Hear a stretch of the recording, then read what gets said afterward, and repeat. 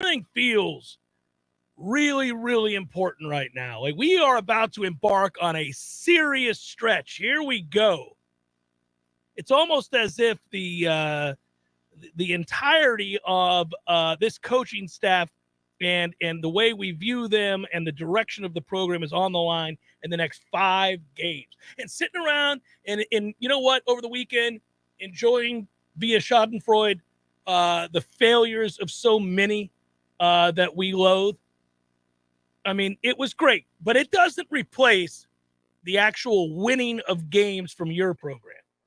You don't live vicariously through others' failures and have that reach the same level of satisfaction that you have when your team actually goes out and wins a football game and proves that it's moved in the right direction. And now is the proving ground. Think of whatever you might about 4-3 to start and what got away, what didn't happen, or what did, and how well or happy you were, relatively speaking, with the start. Whatever side of the fence you're on, fine. But here we go. And it begins with an imminently winnable game, a game you have to win. That's not pressure. That's reality. You got to go win that game. You got to stomp Georgia Tech this weekend, and let's keep it moving, boys. Let's get with the getting, because now is the time to seize the opportunities. You went out and finished this year 9-3. You will see an uptick in recruiting. There will be real momentum moving forward for Mike Norvell and this staff, and whether or not he makes changes in certain areas or not, the kinds of coaches you can attract at this point, all of that affected by the next 5 games. Big time. Big time. Players, coaches, all centers around this. They're rested. They're getting healthier at the right time. Practices are going to see, I think, an uptick, at least in focus and intensity. Here we go. You've got Miami falling to pieces, blood in the water, as they lose their annual rivalry game with Duke over the weekend. Then you see, of course, a Florida team that we know through the year has really played poorly on defense and has been inconsistent on offense. That's at the end of the year, and it's here. We'll worry about it. But they're obviously a team that you expect to get a win over here. In the meantime, you look at this. You look at that Syracuse team, and you know how difficult that game is going to be on the road. And obviously, we already know you should win the Louisiana game, or else it's a moot point. So it begins this weekend here with this Georgia Tech game at home, coming off a bye. Tech looked awful. They looked beat up. They looked forlorn. They looked inept, incompetent, impotent. You ought to destroy that team. I'm not saying you run away 38-0 or anything like that. That's a huge spread to cover. I think if you play really well and you're focused and you're intent on running the football the way that you did against Clemson, I think you will win this game comfortably. And you need to. You need to. This could be the catalyst for a hell of a stretch and a lot of fun, where we begin to talk about it informs the way you feel about the program, the tenure of Mike Norvell, the staff moving forward, the momentum that you think you can garner. All of it happens right here, right now, beginning this Saturday. Noon kickoff.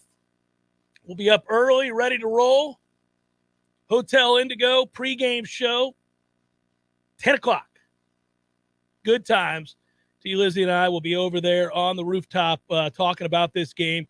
Should be a lot of fun. And I can't wait to get started. I don't want to speed through it. I want to enjoy it. I want to vet it, talk about it, analyze it. I want us to have an opportunity to treat this run like adults, where you can be critical if need be in areas and people, oh, no, clutch my pearls. None of that. Let's be grown-ups about this. How did they do? And let's take it one day at a time and watch this group. It sounds like a cliche, but it's not.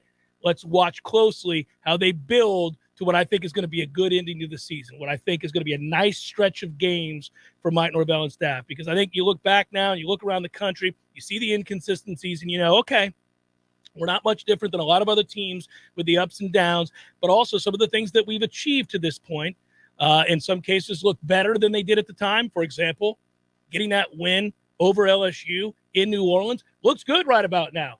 That is a Tigers team that a lot of SEC teams are not going to be thrilled to play. And I might note LSU gets a bye week this weekend, followed by a home game against Alabama. That'll be interesting. Now, would you pick Bama right now? Sure you would. Is that going to be a game you can't wait to watch, especially if they ended up tabbing that for a night contest at Tiger Stadium? Yeah, that could get interesting. Oh, you won't be able to watch it because we're kicking off with Miami at 7:30. Well, you can watch it. We live in the modern world. You can be at a game while you have another one right there on your phone. These are mini computers, buddy. You're good to go. Not when you're watching along with me and D-Rob and Aslan from 7:30. Okay. To the end of the game. Hopefully our fans do that. That's correct. I'll be checking out say that hell LSU. No. You say hell no. Hell no, LSU and Alabama. No, sir. We're going to watch the ACC and ESPN plan, which is to stack all the good ACC games at the same time. Really absurd. Morons. Really absurd to have made that a night game. Really difficult, stomach aching. They've got 3 good products, does the ACC. And by good, I mean either ranked or good brands for that Saturday. They're all playing in the primetime window. You morons at ESPN, you're on crack. You got Clemson and Notre Dame on NBC at 7:30 p.m., right? So that's already been fixed because that's Notre Dame's home network schedule. Yeah. Then you've got Wake and NC State. Now, NC State doesn't have their quarterback, but that could be 2 ranked teams with still a fighting chance. Won't be much of a draw. I agree with you. I agree. Nobody's really going to watch it. Stuff that at 3:30 against Georgia and Tennessee. That feels like a sleepy nooner. Whatever. But then you've got the 2 brands of Florida State and Miami. And even though they're down, they still are major brands, especially Florida State. You're going to put them against LSU and Alabama as well as Clemson and Notre Dame? What the hell's wrong with you? You're going to make that your ABC primetime game. How about you put Herbie and Fowler at noon down in Miami because there's nothing else playing at that time? You're going to go against something like Ohio State and Northwestern. Rant over, but that's ridiculous by the networks. Well, that's what they did, Tom. I wish there was nothing else at 7:30 so the nation could watch us beat that ass. But they won't be. They'll be watching the game that you're watching instead of the watch along. You're getting too far carried away. We're looking too far in the future, Tom Wayne. We got Georgia Tech this weekend. I need you to bring it back home. We got Georgia Tech this weekend, Tom. Let's get focused on the Rambling Wreck from Georgia Tech. That's where we got to be right here, right now. Feet on the ground right here, Tom. Stop looking about Miami. We're worried about them right after we get done stomping Georgia Tech. Well, once again, there is, all kinds of construction going on. What the hell is that in my ear? That's the sound of the Rambling Wreck getting fired up for a trip down from Atlanta to Tallahassee. I don't think so. It's a short jaunt, but I don't think they're eager to hop in the cart there and make a move. Can you hear that over the air? I did briefly. I don't know if the others Well, it's in the shop. That's because we got the old shop next to us, the chop shop. Yeah. And they're saying, all right, we need 3 new wheels. We need 3 new wheels and a new transmission. Really quickly, so the weekend when you have a bye week like that, it's kind of fun to sit back and watch all the games. I'll tell you what, guys, do not take my Redemption Thursday wagers and bet your own money on these. Do, by all means, enjoy the nature of Redemption Thursday, which is to bet for charity. Because right now, I'm into you guys for a lot of non-perishable food items. I can't get it together on Redemption Thursday. I have a great week, then I'm going to have 2 terrible weeks, then a good week, and then an awful, awful week. Can't get it together. You know what I'm more consistent on now? These Moneyline NFL picks every week. I've learned a various trick on the Moneyline NFL picks. And that is anybody you suspect is in the tent of suspicion and is not capable of a consistent level of play, you've got to get rid of them. You got to get them out of there. Just don't even. So I didn't bet on the Bucs this weekend. I knew we were an unmitigated disaster. Falling to pieces. I couldn't trust us to beat a Carolina franchise that just fired their coach, got rid of their best player and their best deep threat, and has no quarterback. And I sat there on Sunday morning looking at my money line parlays, and I went, can't trust the Bucs to win this game. And immediately it occurred to me that I was serious. I can't trust them to win that game. That tells you everything about the Bucs. It's like, you no longer can't bet on you. Quarterback doesn't care to be here. You're a terribly coached team. Offensive line's awful. Can't run the football. We got a myriad of problems. Not going to do it. Boom. Goodbye. So there's that.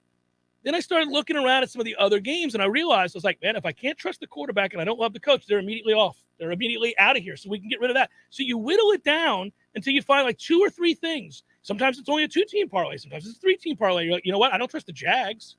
I don't trust the Jags to win that game, so I'm not touching the Jags. I don't trust. It ended up being that I said, I think the Raiders have to win. The Raiders are in a position they have to win, and they have better players. I'm going to take the Raiders. There's one. Were the Dolphins another? The Dolphins were, and they made me very Yes, they did. Yeah, you know me with the Dolphins. I kind of like them, and I did take the Dolphins. Money line parlay, Tom. They just got to win, baby. That's right. They don't have to look good doing it. So I took the Dolphins. I'm like, okay, well, I like that. I like that. But it's a fun exercise. You can think long and hard about what you believe about a team if you're trying to combine them on a money line parlay, because these are just about getting wins. Who do you trust to win a football game? Don't trust the Packers to win a football game anymore, do you? I mean, they can't block anybody, and they can't run. When it was Heineke to start, I thought, ooh, maybe play some Heineke here. It's just a fun exercise. Rodgers had 75 yards passing almost through 3 quarters. It's a fun time. It's weird. The season, this is why we love it. This is why we embrace it. I started the year feeling pretty good about college picks. I can't get a college pick together right now, not for a group of 10. If I bet 25 games on a weekend, I can do all right. But I've got to bet in mass right now. It can't be a low thing. I've got to go like any little, like I took Houston to crush Navy. Good. Because it's a game like that I'm going to cover. And I had Tulane and that, but it's a game like that I'm going to cover. It's not these other ones where you're like, I've got real conviction in that one. Oh, well, then you better run for the hills because you're not going to win it. I got burned pretty hard on a Friday night. I was that guy. I played UAB against Western Kentucky. Yeah, but you got screwed by circumstance. Their UAB's quarterback the better got hurt, side. Yeah, and then they fumbled twice deep in their own yes, territory. They did. And you know what? Western Kentucky put that together for a grand total of 20 points. Mm-hmm. That's how bad Western Kentucky is compared to UAB. Doesn't matter. You lost. You go home, sir. Ohio State forces 6 turnovers against Iowa, and breezes past the total there. Tennessee wasn't worth watching, UT Martin, but I would note that Hendon Hooker did throw for 3 more touchdowns, no interceptions, 300 yards, 18 of 24. He's in the conversation. Maybe you should have just picked the Houston Astros on the money line 4 times in a row. For bitching the Yankees again. Clemson ends up benching DJ, and they don't really rely. It's kind of funny. The Klubnik kid or whatever, he completed 2 passes, I think it was. It was their defense that dominated. One of his incompletions was damn near a pick 6. Mm-hmm. The way they called that game, I watched that start to finish. I watched a lot of that game. That game was nuts. They didn't put DJ in good positions. Now, the fumble on the goal line's a killer. You can't have it. That's a 14-point swing. I grant you. But they're going run, third and long pass. Run, third and obvious pass. Sounds like the Bucs offense. Yeah, it did. It looked a lot like the Bucs offense. And then in the second half, you've got an empty possession to start. Shipley fumbles on the first play of the second possession of the second half. And then third possession, again, an obvious passing situation. He throws a pick, and you're like, you're the kid we're going to sit down. They're an interesting team in the way they're coached week to week. Yeah, well, I think they're getting by, but it makes you all the angrier that we didn't cash in the chips there against Clemson. Could have won that against that team. Well, I mean, he couldn't have fumbled or thrown it to us once. Oh, not at all. Not on the road. At home, he's going to do that, Tom. At home. Syracuse managed 0 points in the second half of that game. And the reason it bothers me is Clemson has now won 38 straight at home in the ACC. That's a record, besting Florida State's 37. Son of a! We were the last team to beat them. I'll tell you what, if you're a Mississippi State fan, first of all, it's tough. It's tough to be a Mississippi State fan. But secondly, to have been outscored by Alabama since Mike Leach has arrived, 120-15. Sir, you know how we used to talk about ownership? It's true, Jimbo owns Miami. A gaudy record against the Canes. I mean, I don't expect Mike Leach to go in and beat Alabama on the regular. But in 3 meetings under Mike Leach, they've been outscored 120-15. He scored on the last play of the game, or else it's not even that. 120-15. Sweet Jesus. Sonny Dykes will be praised as one of those guys that our fan base points to when other coaches have success early on. He's now won 4 straight over AP top 25 opponents. They're undefeated at TCU. That's a Big 12's fun to watch every week.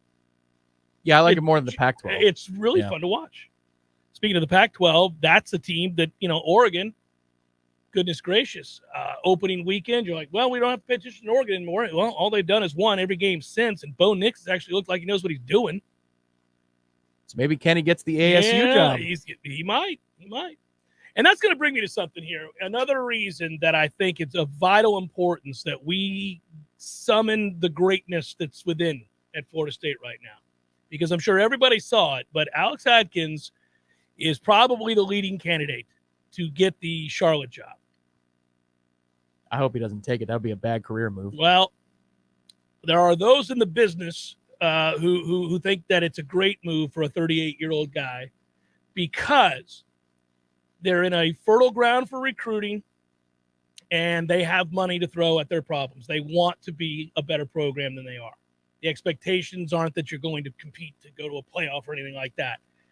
And, you know, it's interesting because Will Healy, who got fired there, started off well enough, and then it all went south. And they're going to look at Alex Atkins and say, well, you know, when he left, we were all right. We were in the midst of going to our first bowl. Since he left, Charlotte's gone 8-18. Maybe it was always Alex Atkins. That's how they're viewing it. Still, I mean, you stick around for another year or two, a group of 5 job is going to come available to you. There's no need to go to Charlotte when you've got better opportunities in the very near future. Sell it, Tom Wayne. That's just a fact. Say it louder for Alex to hear you. If you're the guy who fixed this god-awful offensive line, and even it's making national waves. When we had the national game here a week ago. No, I know they talked about how Herb much Street better. and Fowler. Yeah. I mean, so you're this is important. Your stock continues to rise. A lot of guys in the industry or in their 30s, they're anxious to become head coaches. They'd like to sooner rather than later. We know what happened. You look around, we've seen former members of the Florida State coaching staff take jobs as soon as they could. Not always for the better. I mean, that situation at UMass was certainly never going to work out. It was never going to be a good job. But so, I don't know. I think it's important, obviously, for Mike at this point to win as many games as he can. That's a given. That's the task you're charged with when you're hired and paid handsomely. But I think it's different it's important for other reasons. Besides the momentum of which I speak and the fan base views and the money that could pour in because of the successes and all of that, I think you have to position yourself now. If long-term you're the guy, and he's always been good about this in his young career, you got to know that you might need to make some changes to become the best version of yourself. And you may lose a guy who's helped you get to this place where you're pretty well thought of, especially if you go on these next 5 games and play well. So let's say you got to start thinking to yourself, I may lose Alex. Hope not. Hopefully we can convince him to stay at least another year and give him another bump in pay, which they've already done. Give him, he's already got the title he could have. I mean, so maybe you can, but you got a plan for maybe losing that guy. And then maybe you have to make a change somewhere else on your staff. You might have to make a couple of changes. I don't know. We'll see. We got these 5 games to come to that conclusion, but I'm just projecting ahead here. I think we may see some changes. Well, it's all about this week, though, buddy. We got to beat Georgia Tech and start starts moving that with ball. The game against Georgia Tech, Tom. It starts right here, right now on Saturday. The answers you seek are right around the corner They for are. everybody, for us as fans, For but then all of us. also for the head coach about what his staff is all about. That is correct. That is correct. When we went into the bye week, that was my mantra. It's my mantra right now. Sticking to it. The answers we all seek will be found over these next 5 games. Funny how it boils down to that sometimes, especially in the world of professional sports, collegiate sports. You win or you lose. I mean, that's what's at some point. I mean, you get wiggle room early on and all those other things, but at some point it gets to a place where you say, all right, well, now, is what you're doing leading to where we want to go? Are guys put consistently in a position to succeed? Are those players who once put in a position to succeed good enough to garner victory? I think you look around the ACC, you look around at the rest of this schedule, and you go, yeah, in that case, yes. You're not playing Alabama, Ohio State, Michigan, and, whoever Tennessee in the next 4 or 5 weeks. You're playing this slate, and this slate says yes. Well, it's why we were mad about the road game that I won't name anymore because we're still angry about it. But we're focused on Georgia Tech. It's the beast right ahead of us. Yeah. We're on to Cincinnati, and we're on to the Ramblin' Wreck. That's right. But you put yourself in a position to be rewarded. So go out and take the reward. We are so much better on the ground. That's what that Clemson game taught us, is that you don't have to necessarily trick your way down the field. Go take it. Just go be physical. More physical than the opponent. Go earn it. And that's something that they haven't done as well when you're talking about within the construct of 60 minutes and situations. They haven't rewarded themselves for the hard work. They've got a chance now, though, don't they? This is it. Yeah. You got a chance to clean it up during the bye week. Get healthy. Get right. Let's go. First class is always free at Orange Theory Fitness. New members, by the way, first month will be free with the purchase of a heart rate monitor. Get on it. Refer a friend. Once you've started and you realize how great it is, they're going to save you even more money. So good times, and 2 locations in town. If you go, you get that heart rate monitor, you see what it's all about. Interval training, that's what they do. Big-time college football. It's what they do in the NFL. It's what they do here in town at both Orange Theory Fitnesses. Go check them out today, and you'll see what I'm talking about. OrangeTheoryFitness.com to learn more. Tallahassee's favorite family-owned Apple and Mac product store has moved to an all-new location. Mac & More Systems is now located at 230 John Knox Road. Same great people, same great services, same great prices, all at a new location. Mac & More offers computer and Apple device sales, one-on-one consulting, business services, and the most experienced Apple repair team in the city. Learn how to get the most out of your Apple gear. Come by and say hi to the Mac & More Systems team today at their new location, 230 John Knox Road.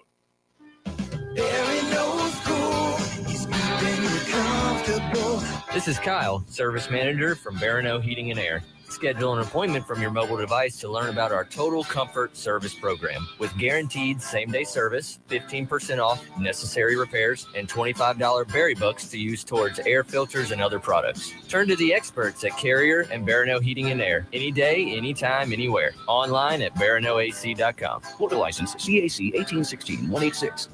Imagine for a moment that you are completely weightless with zero gravity. All of your worries and stress melt away. Your mind stops racing and you fall into a profound state of pure relaxation. This is available to you right now at Tallulah Delta 8 Plus Floating in Railroad Square for just $50. These state-of-the-art floating pods are unlike anything else you've ever experienced, and while you're there, you can shop for some of the latest and greatest CBD and Delta 8 products on the market. Natural pain management, stress relief, and better sleep are all at your fingertips at Tallulah. Tell them Jeff Cameron sent you, and thank me later. T-Spark Enterprises, roofing and construction services. T-Spark, T-SparkConstruction.com. We conquer all peaks, we fix those darn leaks. Call 850-766-1340. T-Spark Enterprises, roofing and construction services. T-Spark, TSparkConstruction.com. License number CCC 1331204. Football at El Jalisco, football at El Jalisco, what a combination. It's a great big celebration. It's football at El Jalisco. I can dig it. Who's playing? Oh, man, everybody. The ACC, the SEC, all the C's, and even the pros. The Bucks, the Steelers, the Giants, the Cowboys. Wow, far out. You bet, man. When the game is on, it's on at El Jalisco with incredible specials on everything from frosty cervezas to salty margaritas. Does Margarita know? Dios mío, not again. The best place to watch the game is El Jalisco. College, pros, Monday night, Thursday night, you name it, El Jalisco is football headquarters. And with 5 Tallahassee area locations, there's probably an El Jalisco right around the corner right now. Sellers Tile does it better for business owners, contractors, designers, and homeowners. Better design ideas, better quality tile, carpet, and hardwood flooring, better mosaics, ceramic, and vinyl solutions. And Sellers makes it easier with their amazing showroom and first-class professionals. Maybe it's time to get Sellers working for you on Capitol Circle Northeast, just north of Mahan Drive, or online at sellerstile.com for better style, quality, and design. Go with Sellers in Tallahassee. Call 656-8453. We all want more energy, more strength, more results. Well, welcome to Orange Theory Fitness as you take a step towards feeling more alive today. Backed by science, Orange Theory's heart rate monitored workout is scientifically designed to keep heart rates in a target zone, spiking metabolism and increasing energy. Orange Theory Fitness is a one-of-a-kind group personal training workout resulting in more energy, visible toning, and extra calorie burn for up to 36 hours. Experience a more vibrant life today with Orange Theory Fitness. To find out more, go to orangetheoryfitness.com. Jeff Cameron Show brought to you by Orange Theory Fitness. 2 Tallahassee locations, Midtown on Thomasville Road and Northside in the Village Common Shopping Center. Online at orangetheoryfitness.com.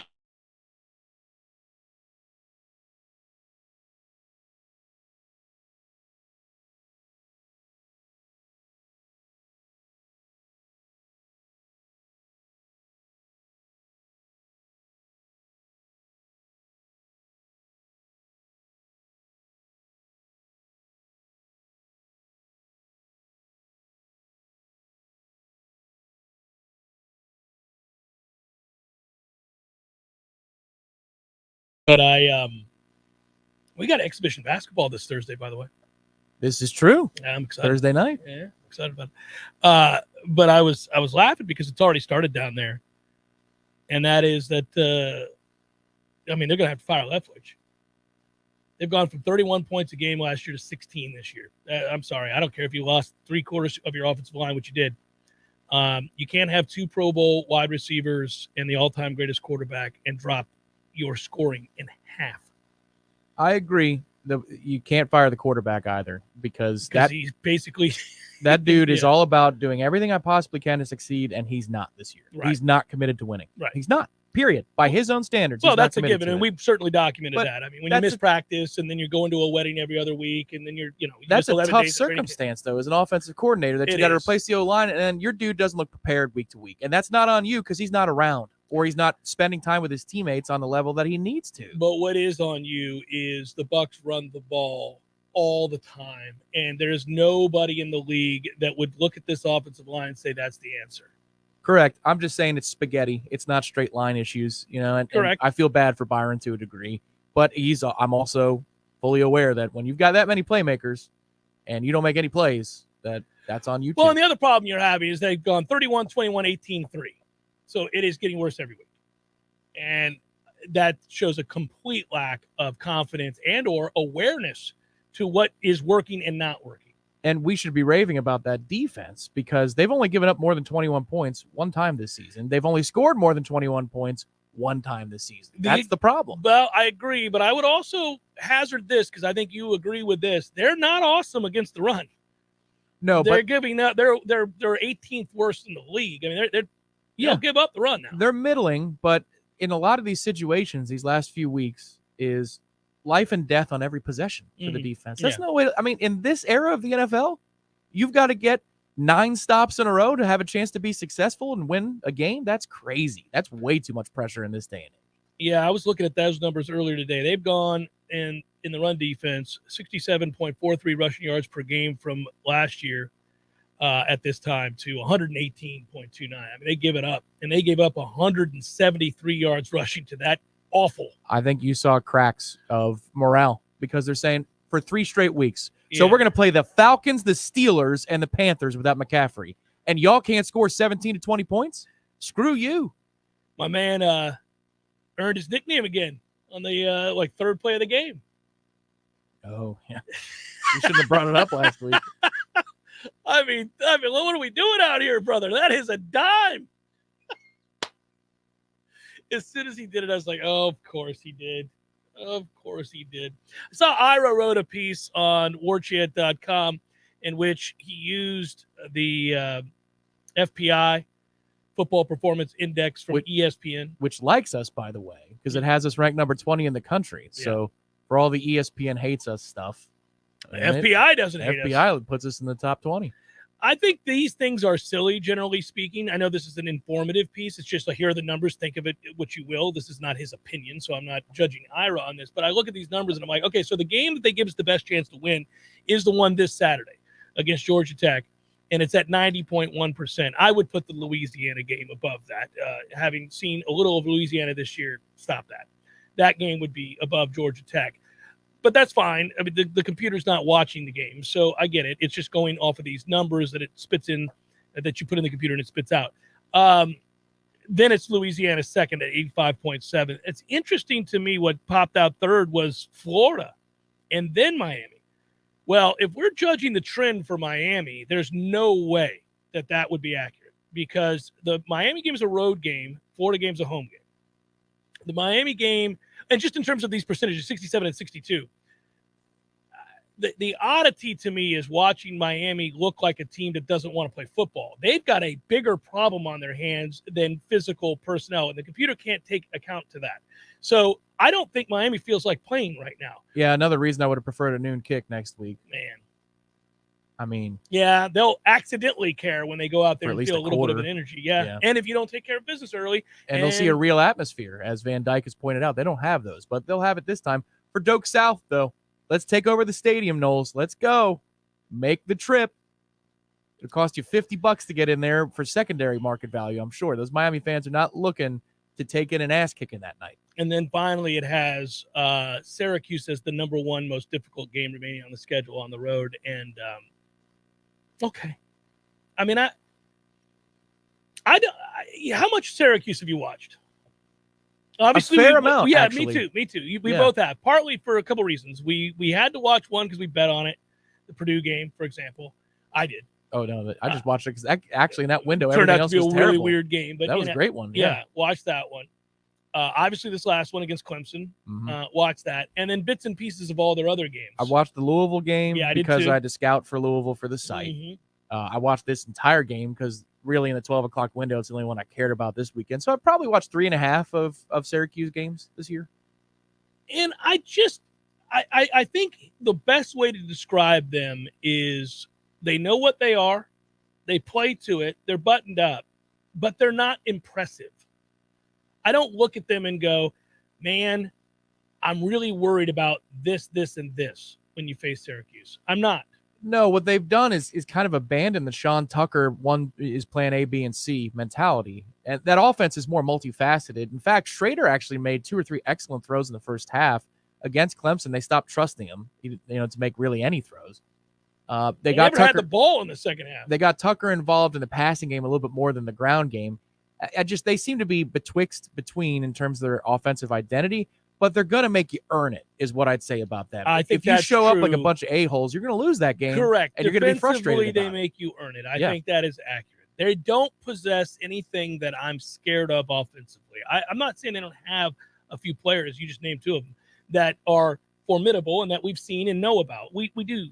But there are no game changers, especially not out wide, for Syracuse. And just depending on how well we're covering by the time we get it together and play that game, and we'll see. I mean, there's a lot of onus on this defense going over these 5 games. Because offensively, when I look at that schedule, I feel very good about what the Noles should do. It's defensively that we have the question marks. And how much does Fabian Lovett bring to the table? How much of a difference does that make? I think a lot in some cases, and others, I'm not so sure on the back end. We'll see. Now, obviously, if you are getting them in obvious passing downs, then you can commit more bodies in the secondary and help out that way. And he should help you on first down against the run. He's a dominant figure. It ought to happen. Yeah, if you mix in a few stops, I think you should be out from in front or playing from in front in most of these games.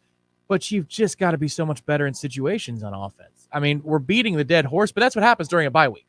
Because we are what we are at this point at 4-3. You know the weaknesses, you know the strengths, all the fans out there, you understand it, you've seen it. There's enough evidence. It's not just about practice and what we see. They've got to be smarter. They've got to be better in key situations like red zone and third down, and they've got to stop with the self-inflicted wounds. If they do that, they're going to be playing from ahead in the bulk of these games. But you've got to prove that you can do that.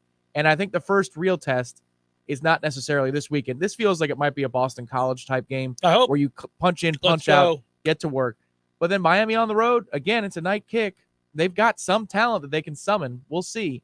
But you've got to prove you're mature enough to handle that on offense, because if you do, the defensive game plans are already good enough to handle that, to mix in some stops and let you play in front. I think the interesting part for me, I'll be watching closely, that is so long as Mike refrains from getting overly cute in the red zone, I will instead turn my focus, and I think the burden will be on Jordan Travis to make good decisions. Jordan has to play better too. And that's kind of gone to the back burner here when we've talked about the problems during this 3-game losing streak.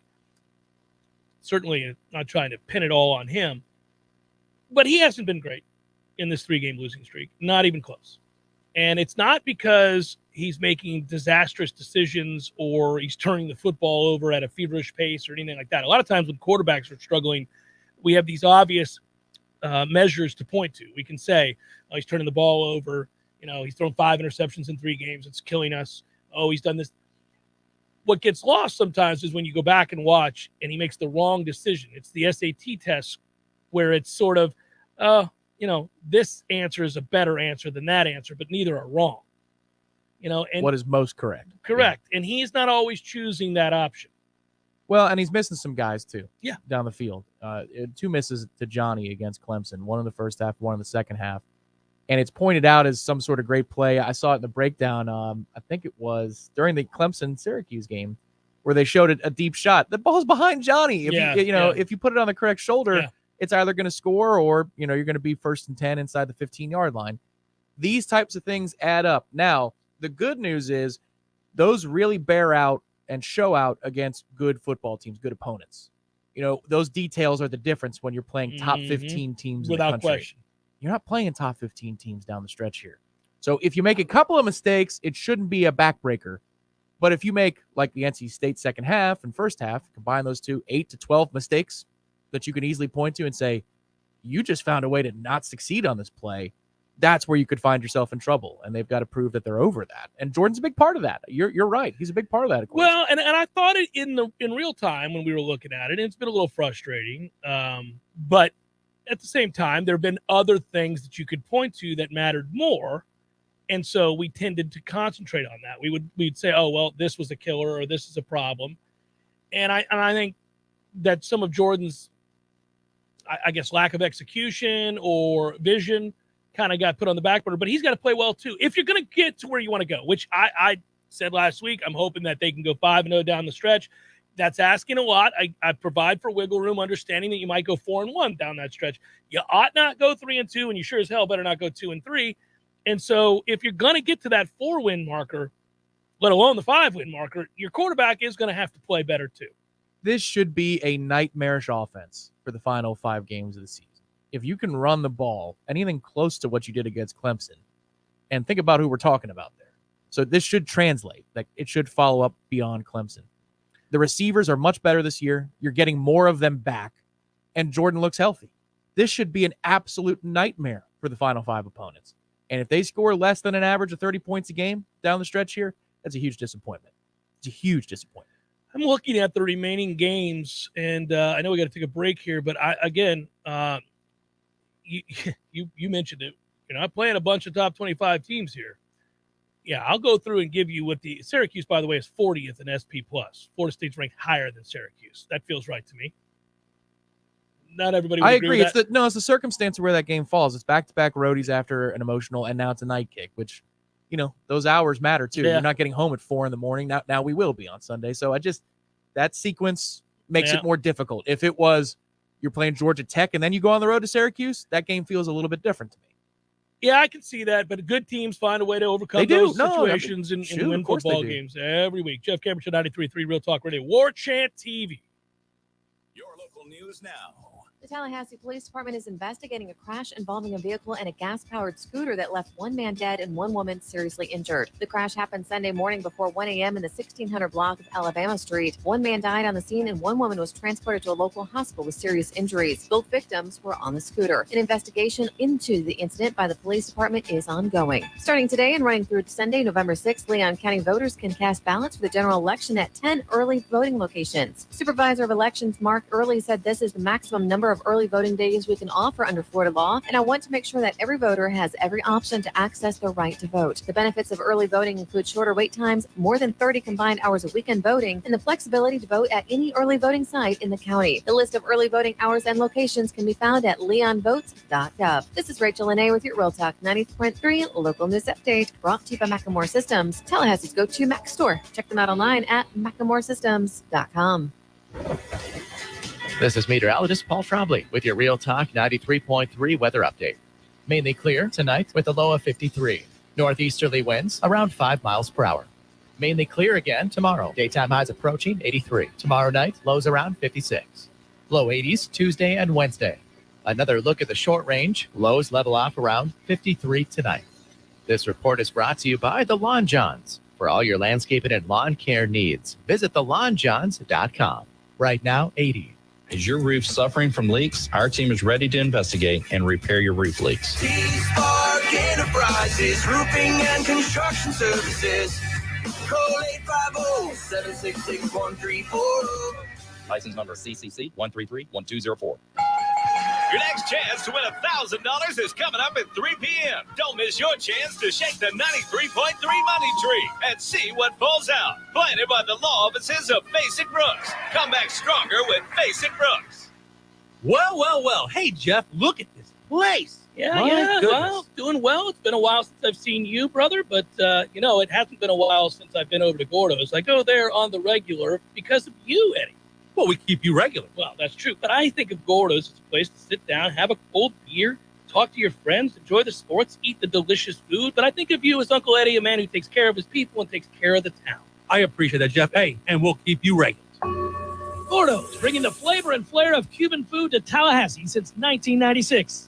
Hey, Matt. Yes, Greg? You know all the different ways that you can listen to Real Talk 93.3? There are several. So we've got realtalk93.com. You can go back and listen to all of our shows in the podcast section. That's right. You can also listen on our app as well. Search Real Talk 93.3 and look for the red microphone and download our app. Never go anywhere without us. And, of course, you can always listen right on the radio. Well, they are listening. Are they? If they're hearing this commercial, then they're listening. That's true. I hadn't thought about that. The Greg Tish Show, Monday through Friday, 6 to 9 a.m., only on Real Talk 93.3. The Jeff Cameron Show is a production of the Warchant.com Multimedia Network. Check out Warchant.com today for the latest news inside Florida State athletics. That's Warchant.com. Now, back to Jeff on Real Talk 93.3.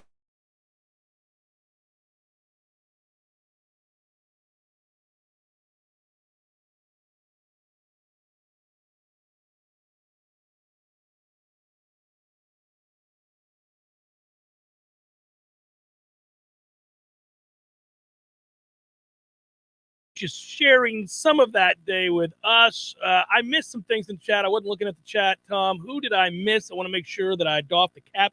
Thomas, thank you for your contribution. Did Thomas have a question before? He did. Winning 4 out of 5 of these games, last games, will be ideal. This program's headed in the right direction. Go Noles. Yeah, Thomas, I think it's a great opportunity to cement a feeling that we have. It's funny, I saw Dr. Birch this morning, bright and early. And, of course, Birch Orthodontics sponsors Seminole Headlines. And she is diehard, isn't afraid to share an opinion, cares deeply about the status of the program and where it's headed or not headed. And we have these conversations each time I go in with the kids to get a checkup. And she said, no, I still feel really good about it. But she agreed with what we were talking about all of last week, which is it's an important stretch of games. There's just no getting around it, but you got to make you feel alive. It's not a bad thing. It's not like hyper-focusing on these games means that you've ignored everything that came before it, and now you're just going to base your decision solely on these 5 games. It's just accepting that all roads have led to this moment where we now see enough good and enough bad to where I can sit here for 2 hours and tell you all of the positive things Mike Norvell has done, and we can have a day in which we walk out of here and everybody's smiling, holding hands, singing Kumbaya. I could also probably sit here over the course of 2 hours any given day and point out all the times he's made mistakes, and we've watched him have to mature on the job, which is frustrating, and the moments in time that players have let us down, and we all come out of here thinking that we're a 9-loss team in the making. We can do both right now based on his tenure. And that's fascinating. It's pretty rare to say that, I think. I think Florida State's in a unique position because he was hired in a unique situation. So it's basically rendered very unique results where the pendulum shifts back and forth quite a bit. But I think over the next 5 games, you got a chance to steady it. Over the next 5 games, you got a chance to really make people feel very, very good or really unsure. Well, and there's a window of opportunity here that you didn't necessarily expect to have, because you're talking about a slate of final 5 games in which you feel like you should win them all, at least 4 of them. In the preseason, I don't know that's how we would have meted it out with W's and L's. Your 2 in-state rivals are down right now. Oh, yeah. I mean, big time. Even with their first-year head coaches, the new car smell that comes along with that, they might be able to weather it to a degree in recruiting because they're still only completing year 1. But this is a better situation than we thought we'd find ourselves in on the eve of November. This is a real chance to cement yourself as, hey, in the race to seeing who's back in the state of Florida, you know who's in first place? Yeah, it's the Noles. Not even close, guys. That's the program. If you want to stay closer to home, you go to Tallahassee. Look at what they've done. Look at how they compete. Look at how they fight. And look at how they finish. You have a pitch. Sure. Look at how they finished the season, too. That's what could happen. Colby writes, if we lose one of these games, I'll be disappointed. I think in a vacuum, that's true. Woo! I think in a vacuum, that's true. Thank you, Colby. Thank you very much. I think any result, given the opponents, over the next 5 games, if we were to lose the game, would feel disappointing. Even Syracuse on the road, I'd be disappointed by that. But in totality, if you go 4-1 over the next 5 and you finish the season 8-4, I personally would feel very good about an 8-4 campaign coming off a 5-7 campaign, given the injuries they've had and the direction I think the program's moving. I also think more than my feelings, it's important that they do it. I'm not going to shy away from what I said 2 years ago now. And that is, we were always arriving at a place that if Mike didn't have a big enough impact with results, I'm talking about results now, not process, that he might not ever make it to the end of a long run that we've all hoped for, that everybody hopes for when you hire a guy after you've been down in the dumps. When you're hiring a third coach in 4 years, you don't want to have to hire another one 5 years later. You'd like to see some sustained success that allows you to develop some traction. But if you don't, and this is what the stats tell us about all new coaching hires. This isn't unique to Florida State. When you get hired to a big brand name program and you have an opportunity to resurrect it back to its rightful place, at least in the eyes of fans, you have to. Now, he again ended up being hired in an incredibly unique set of circumstances. It hadn't happened in the history of college football. We had never been sitting around talking about what it's like to hire a coach in a pandemic. We don't know. So you have to allow for that. You have to understand that affects upsets the apple cart a little bit. Got to allow for some of that. At the same time, we've never been in a situation where a coach was given as many get out of jail free cards because of the transfer portal, where you don't have to have an unbelievable class in order to compete. You can just go get Jermaine Johnson and change everything about what your defense is with one guy. So we're allowing for all of these factors that didn't exist previous. But what we do know is that the vast majority of coaches that take over a tradition-rich program, they usually find success within the first 3 years if they're going to make it. You see telltale signs of obvious progression, and it's usually rooted not only in a philosophy and in a way that the kids have bought in and execute, fans as well, and dedication from an administration, but also legitimate on the field and off the field success in recruiting. You have to see signs of it. Now, you're seeing signs of it right now, but again, we get back to these 5 games and how much success you have over these 5 games will tell you whether or not it portends of recruiting success requisite to winning 10 games a year for the next several years. I'm not saying starting next year. I'm saying down the line, that's where you got to go. You're back to trying to win the conference, okay? That's nobody would deny that's a goal. That's a starter's goal, by the way. That's bare minimum, getting back to competing to win the conference. If you go 6-6, you're not getting the players that are going to allow you to compete to win the conference. And you're done. That's how it works. You may not be done next year, but you're basically a dead man walking. That's what I said 2 years ago, and I stick by that. I don't think he's going to go 6-6, and I don't think they're going to have a disastrous ending to the season. Yeah, I agree. I think, if you're just looking at 2022, the 12-game slate, we're in the 8th inning of this ball game. We're ahead. You got 6 outs. You can rack up more runs if you want to. You can. You're allowed to do that. Ask the Padres how difficult it is having to lead into the 8th with an opportunity to close. That's correct. We need not allow Bryce Harper to go oppo on us here. You got to get 6 outs. I'm walking Bryce Harper. Your setup situation is the next 2 weeks, and then your close is the following 3 weeks. That's all. This is it. This is in front of you. It's not unfair. It's not unfair to say, I expect to see you play more physically on offense. It's not unfair to say, I don't want to see you tighten up in the red zone. I don't want to see you tighten up with your 4th down decisions. We're past that now, especially against these teams. Relative talent, relative competition. This is where you got to go eat. No excuses. You got to go eat. It's fun. It's a great opportunity.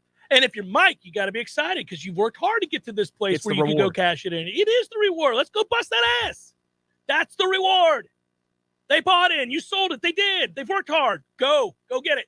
The schedule that remains is not overwhelming in the slightest for the talent that you have. It's challenging. There aren't gifts out there. Oh, Louisiana might be, and Georgia Tech this weekend should be. But the others aren't. You got to go earn them. Get 2 rivalry games. We know how those games can go. I mean, ask Miami about rivalry games. Duke's out here on the regular showing up. Yeah, I know. And for the stretch, too, we want to send some well wishes up to Wyoming for Troy. Yeah, Troy, hang in there, buddy. Tom, I wasn't watching the chat, and so you just told me during the break. But, yeah, Troy, I hope you feel better, and whatever's going on with you having to go into the hospital, we wish you nothing but the best. That's for sure. I know you brought up last week about we should have bet on the Astros, called them the Yankees' daddy. Did you Did you hear this quote from Costas during the game? I did. It's fantastic. Overall, the Yankees' daddy is pretty clearly the Houston Astros, on the verge now of eliminating the Yankees from the postseason for the 4th time since 2015. These two teams have played 10 games this year. The Astros have won 8 of them. They've played 91 innings because there was an extra inning game. The Yankees have led exactly twice at the end of an inning. In 91 innings! Twice in 91 innings! Woo! Hour number 2.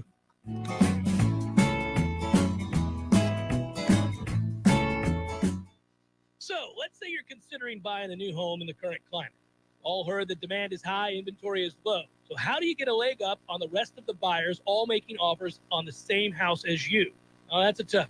But the first place I'd suggest you start is with a call to my friend Shannon at Legendary Home Loans. Shannon will set you up with complete pre-approval underwriting.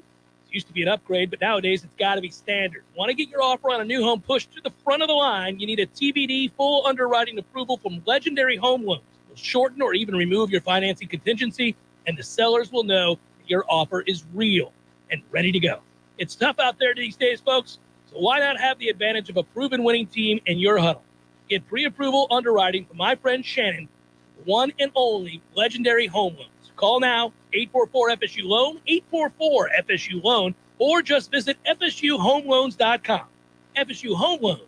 NMLS number 270-146. Hey, no fans, our partner ISF Inc. is a national management and IT consulting firm located right here in Tallahassee, Florida, solving the future for state governments through strategy, process, and technology. As a trusted advisor for state governments, ISF knows the importance of defining a clear and detailed strategy. Our friends at ISF can help your organization create a strategy that sets you on a path to success. ISF, your vision plus our expertise brings your brilliant ideas to life. Visit ISF.com to learn more. ISF, solving the future. Hey, this is Greg Tish. Here's something you might know about me. I don't drink coffee. I have never had a cup of coffee in my life. Well, that is until now. So why change now? Well, it's because my dear friend at Grassroots Coffee reached out to me after hearing me say that and insisted that I give his product a try. I've been making a huge mistake. The world of coffee is fascinating. I always thought coffee is coffee, you know? No, it's not. I have tried their coffee, and it is fantastic. Now, I've got a fascination with learning more about the best coffee in our area. Grassroots Coffee is locally roasted, locally owned, and locally loved. You can find whole bean Grassroots Coffee on the local aisle at Publix, also in Whole Foods, but the best way to get this black gold is to order it online. They literally grind the fresh roasted beans to your preferred level, bag it, write the date on it by hand so you know the exact day your coffee was roasted. It doesn't get any more fresh than that. Order yours now. Just go to grassrootscoffee.com and choose the coffee you want and how you want it, and join me. Let's step up our coffee game together and also support a great local business. There's fun to be had every night at the Corner Pocket. Take home prizes on Trivia Tuesdays and Beer Bingo Thursdays. And kickstart your weekend with Martini Fridays. Plus, happy hour runs every weekday and game day specials every time the Noles take the field. Watch all the best games at the Corner Pocket's Vegas Wall, featuring 560 inches of flat screen TV heaven. Oh, really? The best food, the best drinks, and the best place to watch all the games. Tallahassee loves the Corner Pocket. Coming up next, more of the Jeff Cameron Show. Live and local on Real Talk 93.3. WVFT, Gretna, Tallahassee. Breaking news this hour from townhall.com. I'm John Scott. A gunman breaking into a St. Louis high school this morning, fatally shooting a woman and a teenage girl and injuring 6 others before the police killed him in an exchange of gunfire. And that shooting just after 9 a.m. local time at Central Visual and Performing Arts High School. Police Commissioner Michael Sachs says the shooter was about 20 years old and did not provide a name for him or victims. The investigation underway. A guilty plea to terrorism and first-degree murder in a Michigan school shooting. 4 students were killed, more injured in that shooting nearly a year ago at Oxford High School.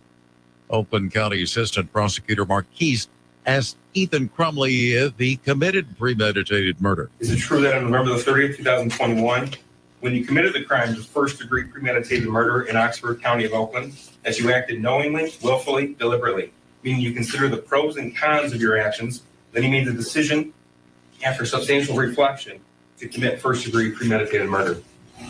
Yes. The 16-year-old Crumley pleaded guilty to 24 charges in the Oakland County Court. Also at townhall.com, President Biden says it's legitimate for voters to have questions about his age as he mulls re-election. Greg Cluxton has that report. Joe Biden turns 80 next month and says he's physically and mentally capable of serving a potential second term in the White House. But he tells MSNBC that it's totally legitimate for voters to question whether someone his age can manage the demanding stresses of the American presidency. The president would be 82 on Inauguration Day in January 2025. A recent AP poll shows half of Democrats do not want Mr. Biden to run for re-election. Greg Clugston, Washington. More on these stories at townhall.com. The world is getting crazier. The stakes are always getting higher, and elections are right around the corner.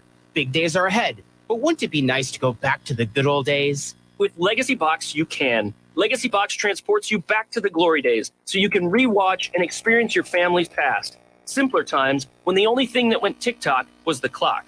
Legacy Box professionally digitizes your aging home movies, camcorder tapes, film reels, and photos, updating them to digital files that can't fade or be lost. Legacy Box is the safest and easiest way to save your family's captured memories. Legacy Box has been trusted by over 1 million American families. So digitize your memories with Legacy Box. Grab some popcorn and gather the family to revisit the good old days. Plus, for a limited time, we're offering a special election sale. Go to legacybox.com/lbox to get an incredible deal. Buy today to take advantage of this limited offer. Go to legacybox.com/lbox. legacybox.com/lbox. If you're a business owner of any kind, you need advanced fire protection services. We are AFPS, and we provide high-quality life safety services throughout Northwest Florida, and we've been doing it since 1989, with offices now in Tallahassee. Fire sprinklers, fire alarms, fire extinguishers, hood suppression systems, and emergency exit lights. For all of your life safety equipment, we've got you covered 24/7. We are Advanced Fire Protection Services. For a free life safety system evaluation, visit WeSaveLives.com. That's WeSaveLives.com. We all want more energy, more strength, more results. Well, welcome to Orange Theory Fitness as you take a step towards feeling more alive today. Backed by science, Orange Theory's heart rate monitored workout is scientifically designed to keep heart rates in a target zone, spiking metabolism and increasing energy. Orange Theory Fitness is a one-of-a-kind group personal training workout resulting in more energy, visible toning, and extra calorie burn for up to 36 hours. Experience a more vibrant life today with Orange Theory Fitness. To find out more, go to orangetheoryfitness.com.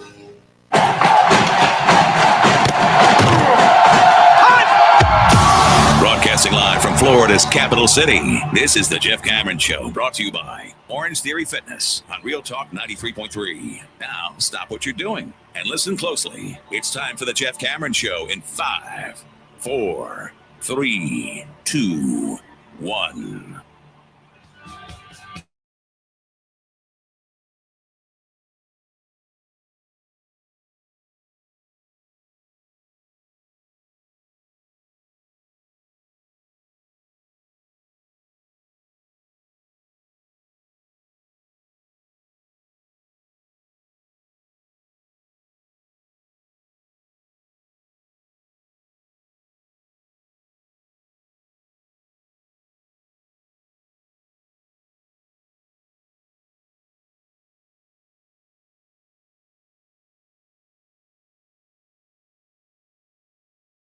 I was actually a little 4 p.m. window nap yesterday, got up, and my wife, who has him in fantasy, said he was carted off, and it doesn't look good.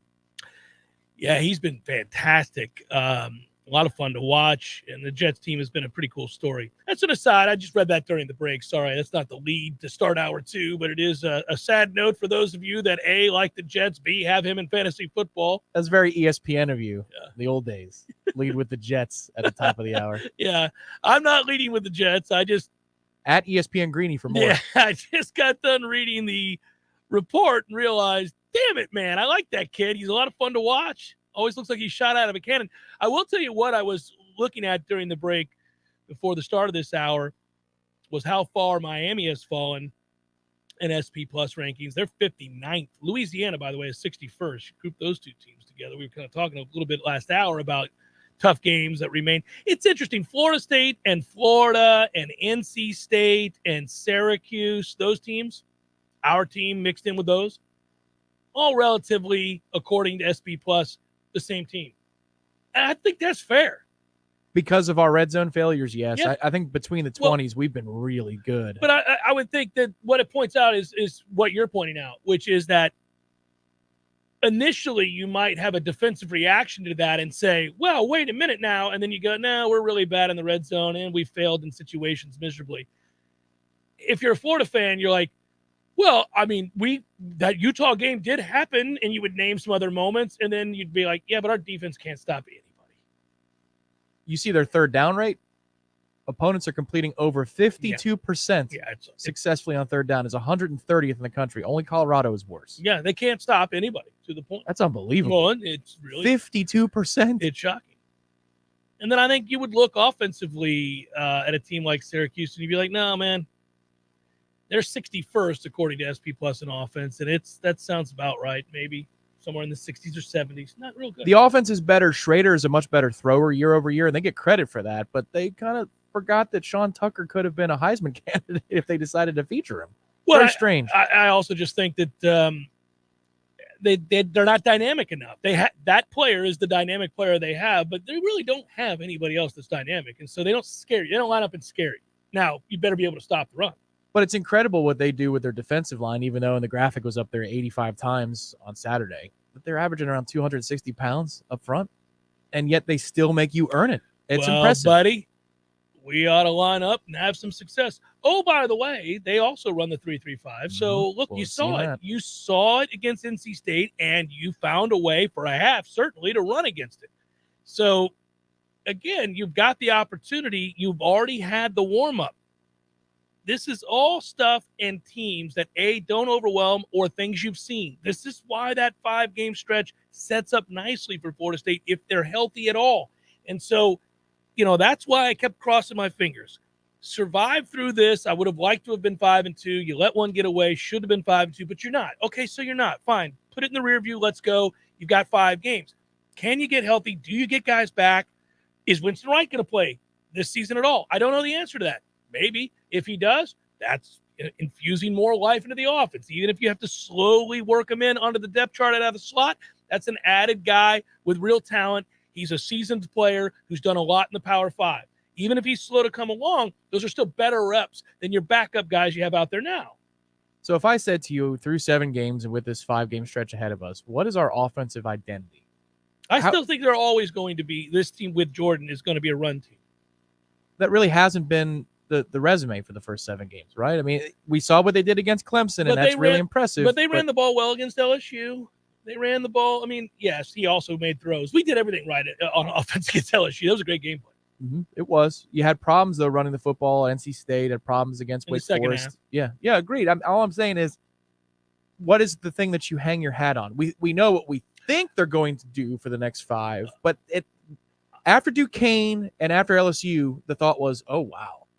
So they can run the football, and Jordan also can make these dynamic throws down the field. This is a multiple attack that's a headache. They haven't produced on that level. And so I'm wondering, do you simplify and do you say the run-pass splits are going to go heavy to the run? Or do you still play it straight at the line of scrimmage and count and take a look at what Jordan has favorable matchups for? Like, what are we about? And I hope the answer is physicality and running the football. Because, again, against some of these fronts, it shouldn't matter if they have 7 or 8 in the box. We're proving that we're more physical than these opponents we're about to face. Well, and if they have 8 in the box, you do have enough talent at wide receiver, certainly, to exploit that matchup. and Jordan's got to do that. Oh, for sure. Yeah. And some of it can be Jordan's legs as well. But that's what I'm Yes. saying. Are we an RPO team, a read option team, or a running team? And those things are all parts of our offense. Mhm. Are we going to continue to be multiple for the next 5 games?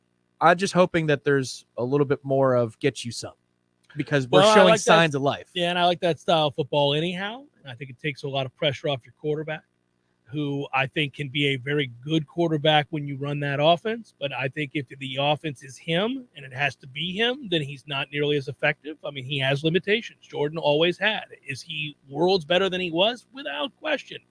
Can he be a plus player for you and a reason why you win some football games? Yeah, but he can't be the reason. He can be a reason. And there may be games, like I thought the Clemson game, he was going to have to win. He was going to have to be special.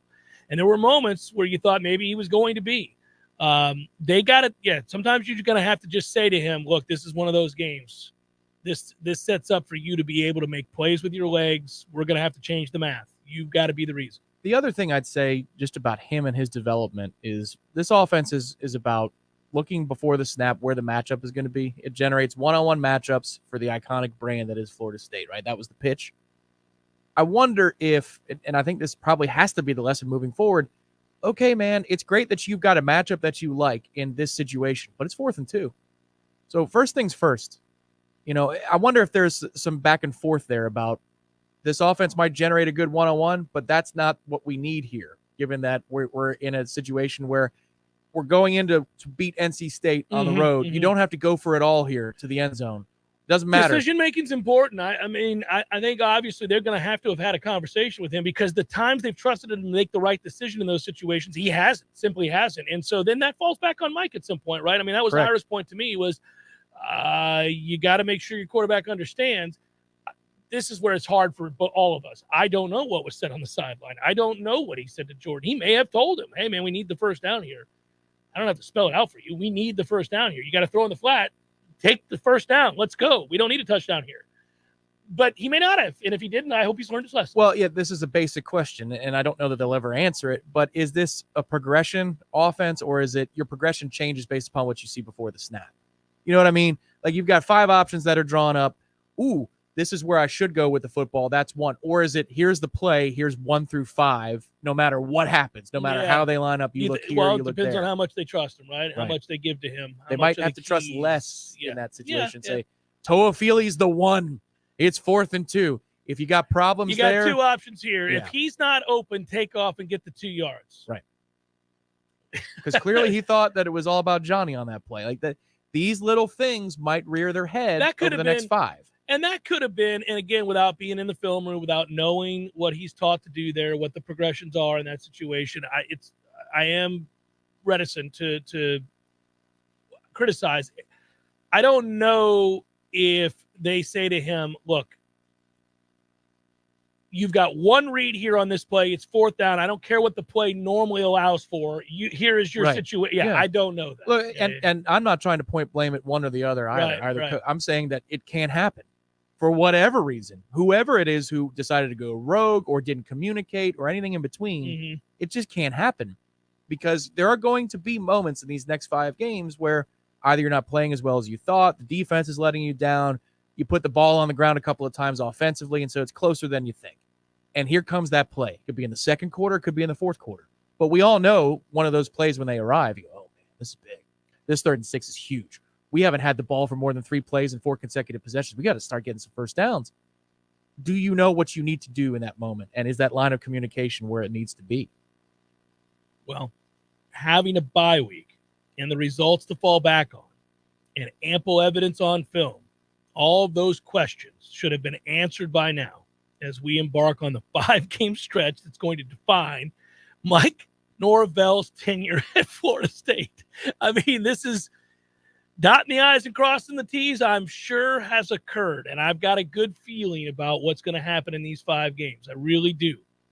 But it does make you a little nervous because they loom large.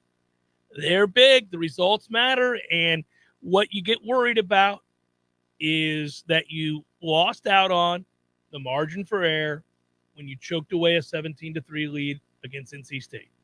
At that point, you'd have a little greater margin for error. Then you'd only have to go 3-2 in these 5, and goodness gracious, 3 of them are against Georgia Tech, Louisiana. You got to find one win out of the others. You ought to be able to do that.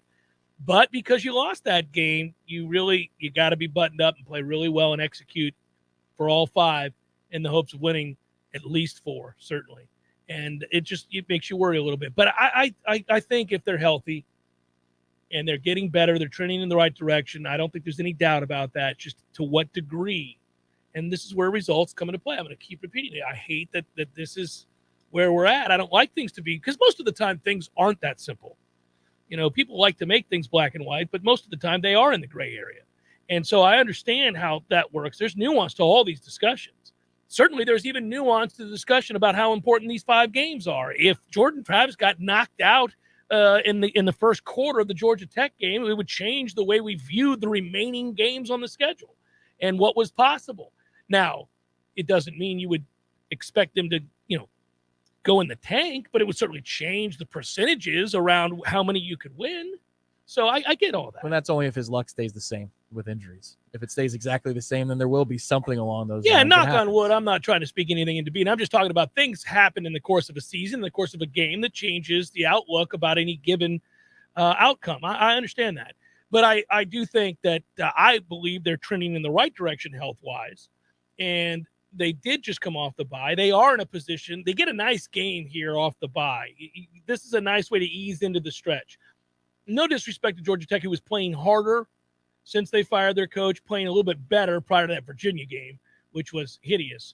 But Florida State is at a different place. The programs are in 2 separate spots right now. One is in shambles and having to take a good hard look at what they're going to do next because they got financial difficulties. They're a losing culture up in Atlanta right now. They really have nothing they can hang their hat on. There is nothing bright about what's happening at Georgia Tech. The opposite is true at Florida State right now. Most people are, at the very least, would commit to the fact that the culture here has been flipped, at the very least, right? And that there is a very positive feel day in and day out around the Florida State athletic program and around the football program. And Georgia Tech's playing here off of a loss to Virginia, looking for a coach. Florida State looking to cement their place amongst the ACC's elite and take a big step forward. It all adds up to a real good way to ease into these 5 games, in my estimation. But this is why we're not always in agreement at the beginning of a week or beginning of a show about how we feel. But I was glad to hear when we opened today that you're saying it's go time, because that's how I feel. I'm so excited to watch this. I got impatient during the bye week. I never get impatient during the bye week. I love bye weeks. When you work in the industry, you do. I'm not. This is rhetorical. But when you work in the industry, you live for bye weeks because you work every weekend. So, we have a Friday happy hour show. We have a pregame show. We have a postgame show. We have an in-game show. We've got a Sunday Night Smash. I do shows for other On3 entities during the week. You need a bye. You love a bye. But the fan in me, the Nole in me came out yesterday. I was like, I'm ready to get it on. Let's go. Yeah. Let's go. I'm ready for this. Partly probably because I've begun to wash my hands of this dumpster fire in Tampa. But I was ready to roll on this stretch of 5 games, in particular this game. I'm excited about a noon game. I'm excited about Georgia Tech coming to town. I'm excited to see my friends and family. I'm excited to do that happy hour at Corner Pocket, the pregame show, and all that stuff. I want to get with the get back in the win column. We've lost 3 straight. It's bothering me to have to let that marinate. These 3 straight losses are pissing me off. I'm ready to get back to winning. I want to see what our mentality is like. How do we attack this team? How do we play? Attention to detail, focus, the red zone stuff, all of it. All the things that we've questioned and wondered about and certainly talked about needing to improve, you get your first chance in a couple weeks to do it right here this Saturday, finally. Yeah, what fired me up is talking to a lot of Noles this weekend, just, being around town, watching games in certain spots or, going out to dinner and seeing some people. You can hear the undertones of concern that if we don't go 4-1 or we don't, win the 5 games, where are we then? And do we really know that this is the guy that can take us where we need to go? Like all of those questions from timid fans who have been beaten down the last 5 years. There are little trace bits of evidence with people that they got well-rounded expectations. They're not crazy, sycophantic Noles or the sky is falling Chicken Little guys either. You just hear there are seeds of doubt. And I would love for everybody involved that those seeds of doubt don't ever germinate. We don't go anywhere with them. Well done. That's what the next 5 games are about. But it's on people's minds. Is this going to be the guy, or are we going to have to do this all over again? There's a little bit of trepidation. And I think losing 3 in a row going into the bye week fosters that a little bit more. Well, there's no doubt it does. When you lose 3 straight games, I don't care who you are. If Nick Saban lost 3 straight games, you'd hear some Alabama fans going, I don't know about this guy. I mean, you lose 3 straight games at any point, it's enough to make you question an awful lot of things. I mean, with the bye week, that's a month of losing. Yeah, it's you haven't won in a month. Jesus, so it's tough. Expectations are a very real thing, but they're not something to run from or be ashamed of. I mean, I think you're comparing and contrasting the talent he has to work with right now that he's largely responsible for having brought in, and that's a good thing and something that we can discuss separate from the expectation of a game. But when you look at the teams that they're playing, Florida State's every bit as good as every one of the teams that remain on the schedule, if not better than the majority. So go win games. It's not unfair. Go win games. He has said it. Oh, he doesn't run from it. That's one of the refreshing things. I want to see this guy succeed for a lot of reasons, but not the least of which is he never runs from criticism, and he knows what the expectations are. Yeah, he doesn't act like he's a victim, like a lot of coaches do when they lose a few games in a row. Right? Oh well, y'all don't realize how bad it was around here a couple years ago. I mean, we're moving in the right direction. There's none of that. No, there's no woe is me. No, but I love a coach that understands. Go win. It is a very cut and dry deal in this business. It just is. It was really good to talk to Link last week. I loved my interview with him, not because of me, but because of him. And I just love how refreshing it was to hear him talk about a really buttoned up plan and the way they're going to go about it. And it was a lot of fun, but there was no, he gets it. You got to come in here and win games, and it's what you want to do. And you expect those expectations to be very, very high at a place like this. Well, yeah, so does Mike. Yeah, he gets it. Jeff Cameron, 93.3 Real Talk Radio and Warchant TV. Wooden Glass has been taking care of families since 1945. Experienced, reliable professionals who offer only the best, like Widden's top-of-the-line bath enclosures. Eye-catching storefronts are a specialty at Wooden Glass, and they provide precise installation. Wooden Glass, Tallahassee's first family in glass. Online at widdenglass.com. Call 850-222-5781. Physical stress on our bodies can take its toll as the years go by. Whether you're looking to get back into an old sport or just want to spend more time outdoors to explore all life has to offer in our beautiful city, the dedicated team at TOC is here for you every step of the way. You can trust TOC for all your orthopedic needs. And now, scheduling an appointment has never been easier. Just visit teamtoc.com and click schedule online. That's teamtoc.com. Imagine for a moment that you are completely weightless with zero gravity. All of your worries and stress melt away. Your mind stops racing and you fall into a profound state of pure relaxation. This is available to you right now at Tallulah Delta 8 Plus Floating in Railroad Square for just $50. These state-of-the-art floating pods are unlike anything else you've ever experienced, and while you're there, you can shop for some of the latest and greatest CBD and Delta 8 products on the market. Natural pain management, stress relief, and better sleep are all at your fingertips at Tallulah. Tell them Jeff Cameron sent you, and thank me later. Football at El Jalisco, football at El Jalisco, what a combination. It's a great big celebration. It's football at El Jalisco. I can dig it. Who's playing? Oh, man, everybody. The ACC, the SEC, all the C's, and even the pros. The Bucks, the Steelers, the Giants, the Cowboys.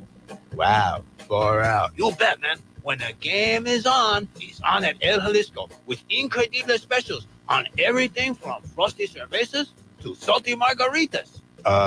Does Margarita know? Dios mío, not again. The best place to watch the game is El Jalisco. College, pros, Monday night, Thursday night, you name it, El Jalisco is football headquarters. And with 5 Tallahassee area locations, there's probably an El Jalisco right around the corner right now. You were always more than my mom. You were my role model, my best friend, and biggest supporter. You filled my days with unconditional love. And you also prepared for the day when you couldn't be here. Because of the woman you were back then, I'm able to be the woman I am now. Your planning made this moment possible. Set your family up for life. Southern Farm Bureau Life Insurance. Your friends for life. This is Andy Cohen. When I was a law enforcement officer, I devoted my life to a career of service and protection. Who's protecting you? Give me a call. 850-671-FARM. That's 671-FARM. Helping you is what we do best. Southern Farm Bureau Life Insurance Company, Jackson, Mississippi. Not licensed to do business in all 50 states.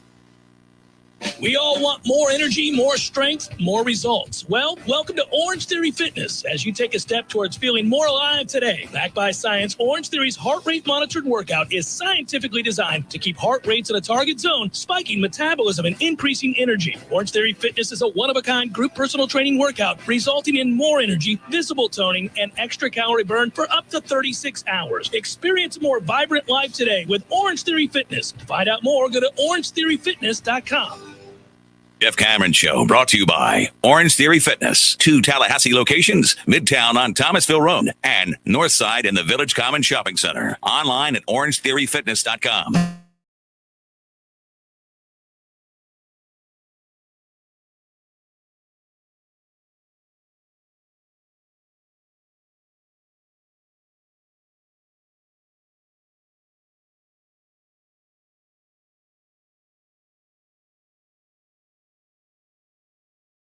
Time frame is anymore, just because we've seen so many different examples where some guys come in right away and they're very good, and then other guys fail miserably at a stop and then get an opportunity. I mean, look what's going on in Seattle right now.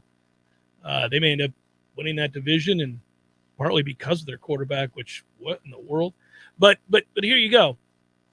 The 8 quarterbacks that were taken in the first 3 rounds of the 2021 draft are as follows. There's a reason I'm bringing this up very briefly. Trevor Lawrence, I'd say you got to give him an extra year because of what happened with Urban Meyer, I guess. But he certainly doesn't look good. Just saying that, too. Doesn't look good at all.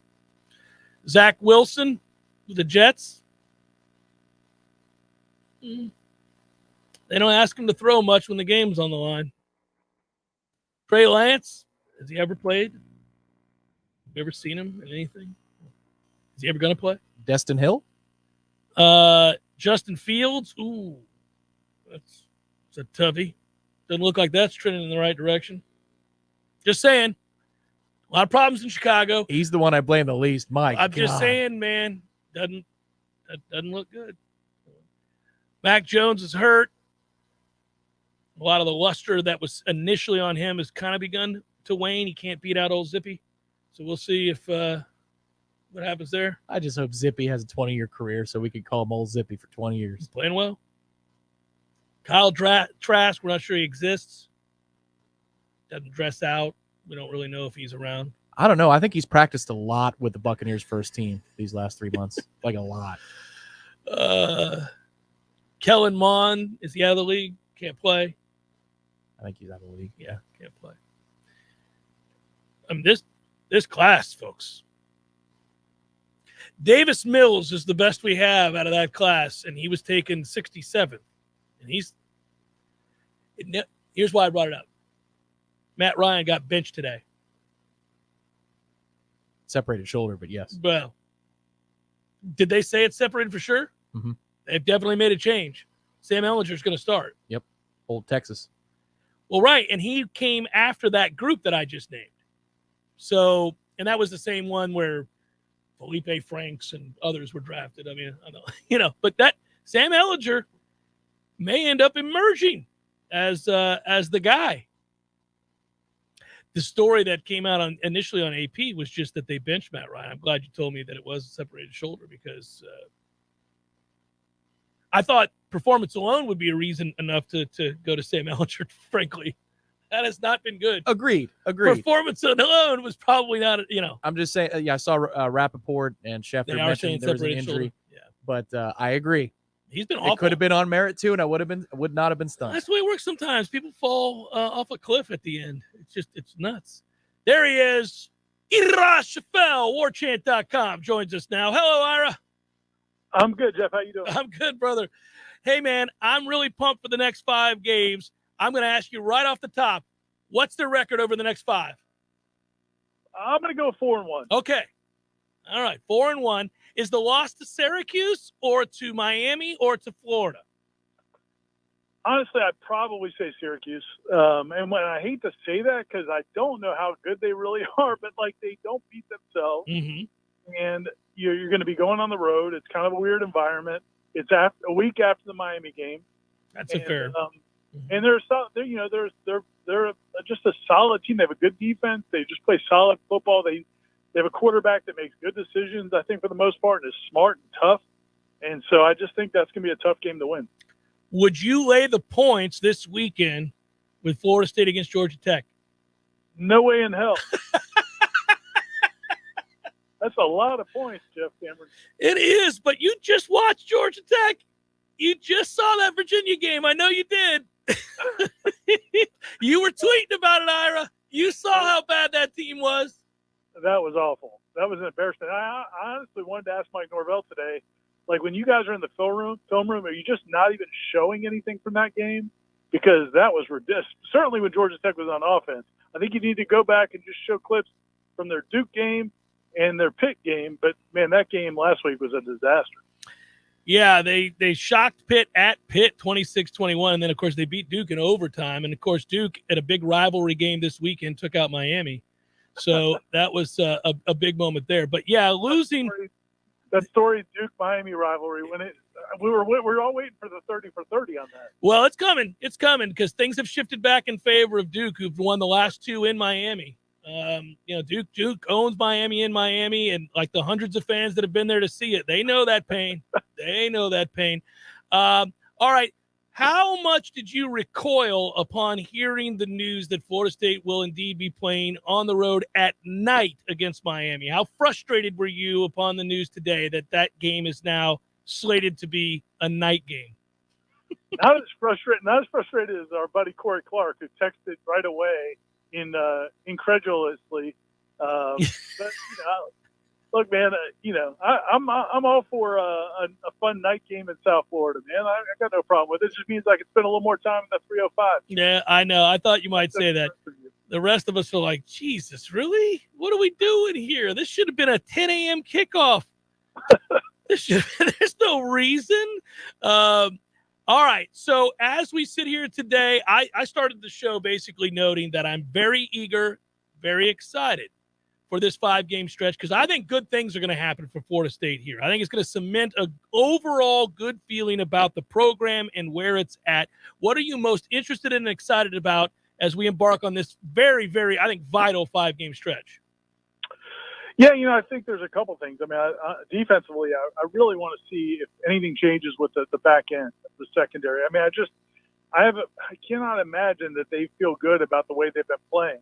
And I don't know if that's anything they can do personnel-wise, if it's anything they could do scheme-wise to kind of get that going. But you had a bye week, and that group has just underperformed. And so I'm curious to see I'll be disappointed if they come out and look very much the same in these next couple of weeks. So that's one big thing. And then offensively, I'd like to see, again, just kind of them be more, I'd say more dependent on the running game, but more just enforcing themselves a little bit more in the running game. It's one of the things Tom and I talked about last night. Tom brought up last night on the Sunday Smash that it's just, they can impose their will a little bit, with this running game, and especially now that Jordan is back as a running factor. Yeah. And so you'd like to see that, I think, because, again, it just takes the pressure off of this passing game has improved a lot, but I don't know if it's as sharp enough where you can just depend on it unless it's being played off of the run a little bit. And I felt like they got kind of out of character a little bit in that. I think that is correct. Okay, so far we're boring. We're all in agreement on these things. I'd like to yell at you, but I can't. All right. Okay, that said, if we're talking about storylines and relative health, I've been asked already a ton in the chat and Twitter and email and everything else about when certain guys are coming back. We do feel, I know we're not allowed to talk too much about these things without getting in trouble with Mike because of our access to practice, but everything is moving in the right direction for Fabian Lovett. We know that. And then I got a lot of questions about Winston Wright, and I'm asking your opinion. How soon do you think it is until we see him, or do you have any idea? I mean, all I can say is that, he has, and Mike Norvell has acknowledged this, after practices, that he's been doing more and more in recent weeks. And so now, when you think, and again, none of us have the timeline of his rehab process, that information, but it stands to reason that as you increase the workload, you're getting closer and closer as long as there's no setbacks. And from when we've been out there, we haven't seen any setbacks. So I think it's got to be getting closer and closer. Winston Wright also tweeted last week something about it being soon. It was a vague tweet, but something about being back soon. And so, yeah, I mean, I think there's a good chance he might be back here, if not this week, then next week. And, we don't know what that means. Like, whose reps does he take away? It's not like wide receiver has been a big problem area other than, they had all the drops against NC State. But if he does get back in, it'll be interesting to see how he kind of gets worked in, because you also brought back Ja'Kai Douglas recently, who also plays that slot position along with Micah Pittman. Do you think Alex Atkins will take the Charlotte job? I would think that would be a smart move for him, but I also don't know that he's their top candidate. I mean, I think he makes obvious to be on the list because he was Charlotte. He's only there for 1 year. And, he's had some success, but he's got 1 year as an offensive coordinator, and he's not a play caller. I think that's still pretty early for him to be in the running for a head coaching job. But, I mean, I think he's obviously a very talented guy, very smart guy. He's very well regarded. It seems like that would be a little early for me, and I also don't think that's his best move. If he stays here and this offense continues to really develop over the next year or two, which Mike Norvell's history says it will, then I think he could be in a much better position down the road. Let's hope they're looking more on the defensive side of thing, where Tony Gibson might be the candidate from NC State. He's a DC, and he's well thought of in this search as well. I've read where South Carolina's DC, Clayton White, is another guy. But Alex is really liked there because they were very successful. And while he was on staff as the OC and offensive line coach, he led them to their first bowl appearance. So I worry about it. Just wondered where your head was at with that one. But let's hope he decides to stick around. Always good, brother. Talk to you tomorrow. Thanks, man. See you. Yep, take care. Yeah, for those that don't know, a lot of different articles in the world of college football that delve into coaching connections and what universities are looking for and guys that are on various teams' radars, which teams are making moves in the offseason. This is one that was made in season, which is kind of rare, although less and less so. And Alex Atkins' name is in several articles that I read today, one of them being in The Athletic, talking about him being a strong candidate, along with some of the other guys that I mentioned. Louisville's OC has been mentioned. Josh Gaddis, Miami's OC, which I don't know how he'd get the job, but he's been mentioned. Gene Chizik could be brought back. He's North Carolina's defensive coordinator. That would be a nightmare, I would think, given that North Carolina's defense is terrible. The rough day for The Athletic, though. When they posted that article yesterday, the photo that they used was not Gaddis. It was Mike Hart from Michigan, Yes. who wasn't mentioned at all in this particular coaching search because they thought he was Gaddis, which tells me they still think that Gaddis is at Michigan.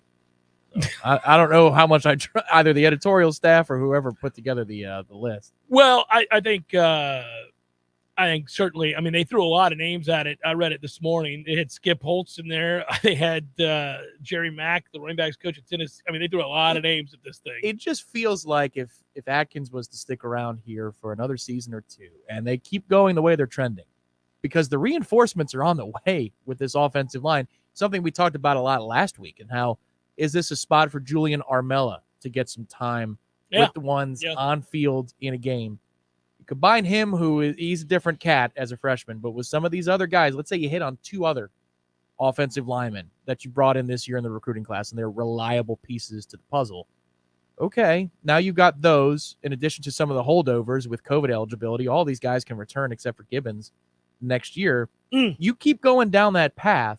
A group of 5 head coaching job is not out of the question. Yeah, it's tough. I mean, everybody is anxious. You'd like the opportunity to become a head coach. Most of these guys get into the business with the idea of becoming someday a head coach. They want to put their stamp on a program. He's had a lot of success. He is extremely well thought of in the coaching community. He's an up-and-coming shining star. And so you understand why he's a candidate. He recruits exceptionally well. He's a great teacher. And, these days he's an OC. So he's well thought of, and rightfully so. I understand that.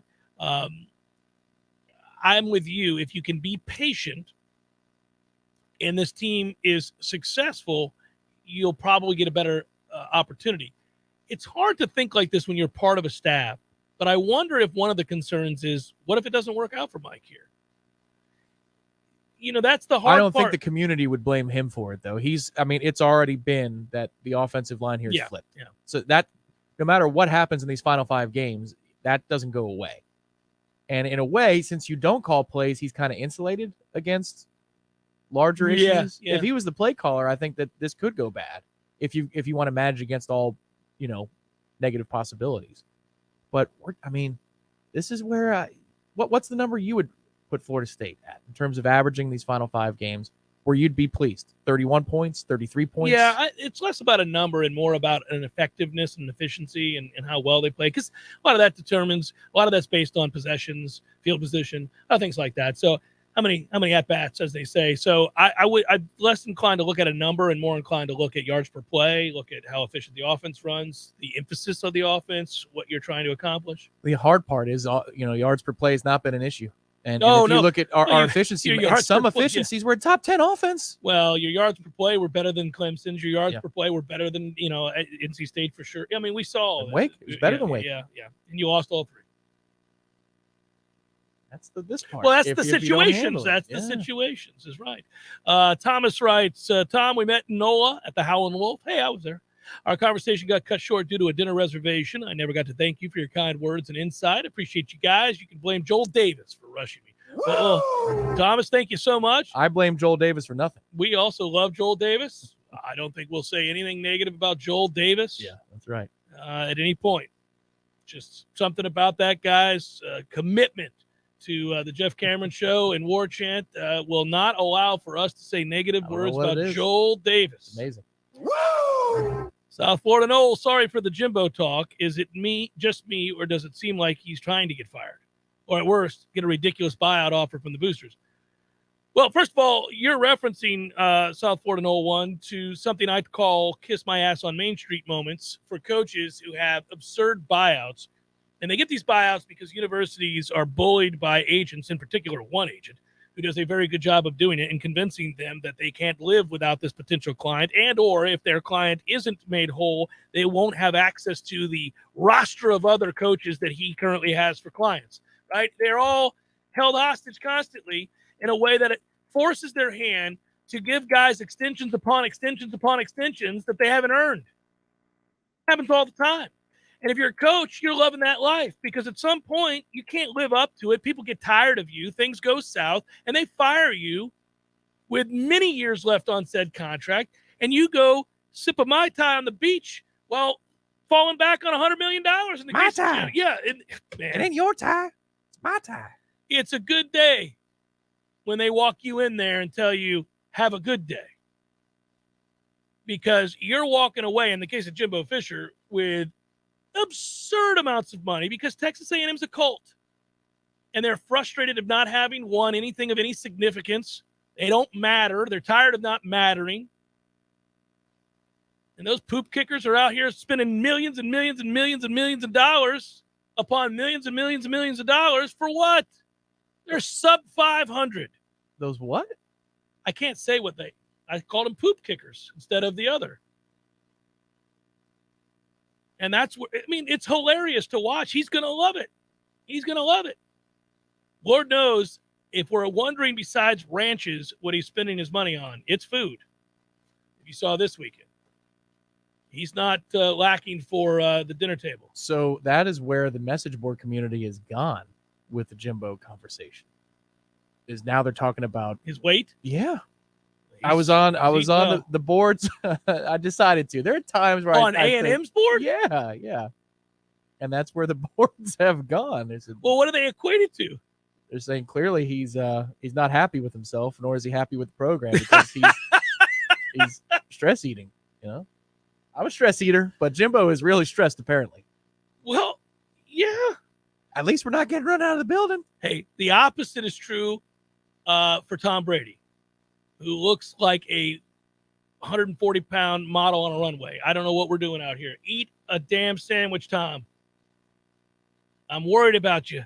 You're gone. It's all going to hell in a handbasket. Eat something. Step away from the TB12. Get you some food. If only you had a company that you endorse that has free sandwiches for you. If only you could just find one. Oh, man. No, the Jimbo thing is, I actually didn't rip him for his weight. I mean, I just did, but I did. That's where the boards are going. I didn't over the weekend. They're not even talking about the pace of the offense anymore. Now they're just talking about appearance. Well, at first I was sympathetic towards him because I'm a fat face guy. Even when I'm skinny, I got a fat face. There's not, everybody holds their weight somewhere. I'm a fat face guy. So even when I'm lean, I'm fat faced. What are you gonna do? So here's the deal. I thought at first maybe it was just that, but then they kind of panned back and I'm like, oh no.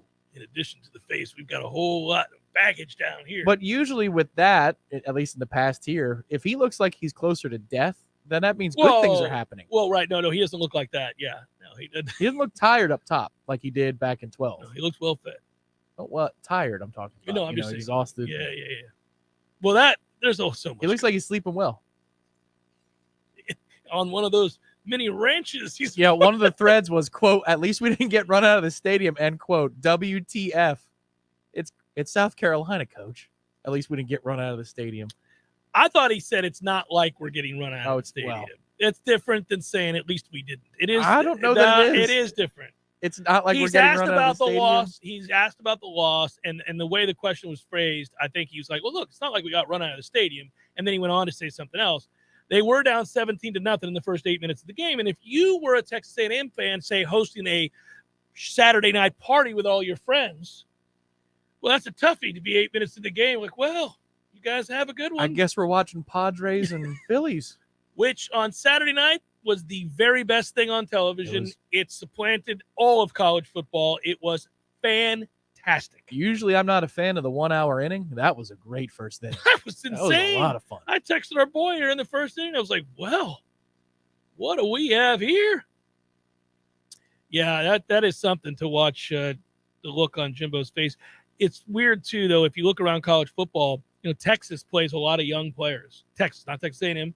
They do, too. But Texas plays a ton of young players, and their young players are playing really well right now. They're not. They don't win close games ever. No, but that was a 4 hour game, by the way. I know they don't ever win close games. They make a living losing close games. Texas does. So if it's close, they're going to lose. That's what they do for now. But their young players are playing well. Texas A&M's freshmen, we're not seeing the development that one would like to see. And at some point, Jimbo, you do have to develop a quarterback. Post Jameis, you have never developed a quarterback. Yeah, Sean McGuire might be the second best in that time. Post Jameis, you have never developed a quarterback. And you could argue that Jameis came ready-made. One thing, and you could argue that. Yes, some might argue that. Yes. They might say that Jameis already knew the answers to the test, the questions on the test. The one thing I'd caution folks this weekend, we got the noon kick, which means you will be loose on the streets watching college football around 4 o'clock, maybe a little bit later, maybe a little bit sooner. But it's Ole Miss and A&M. It's a 7 o'clock or 7:30 kickoff this weekend.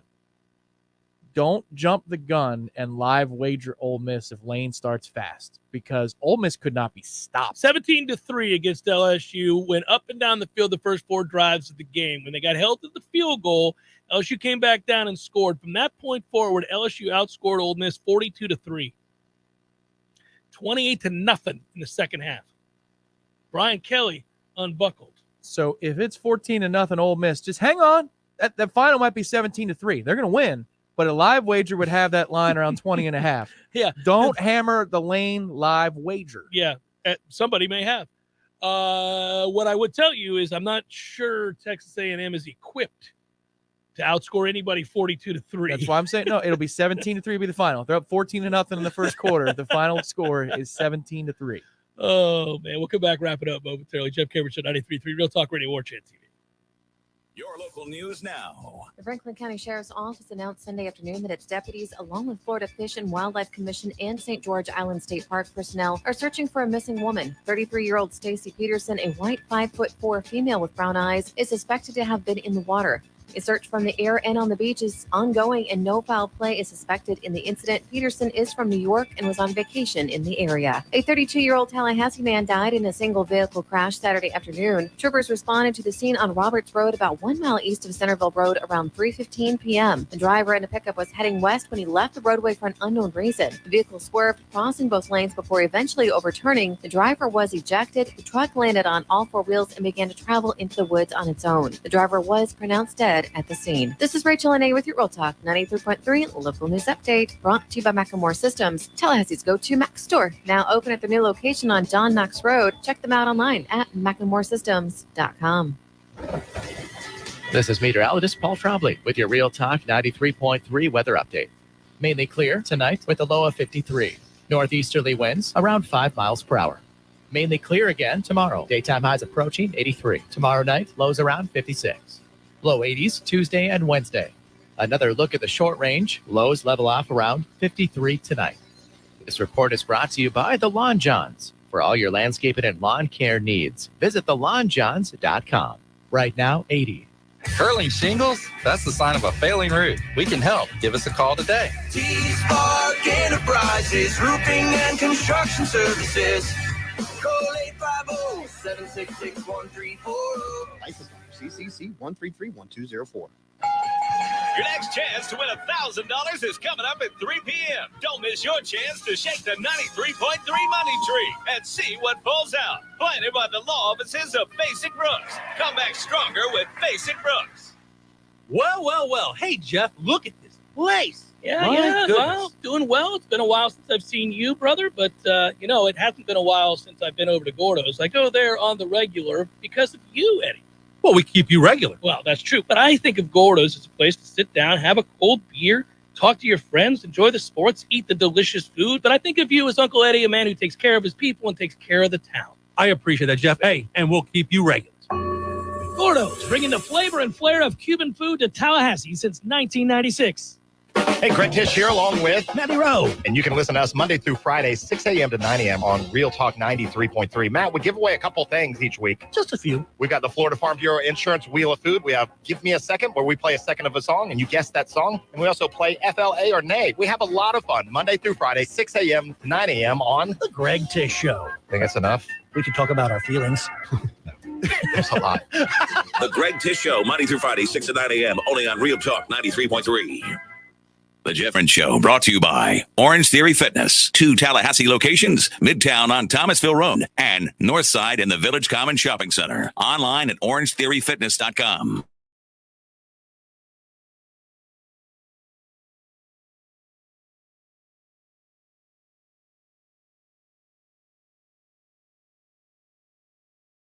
I have floated.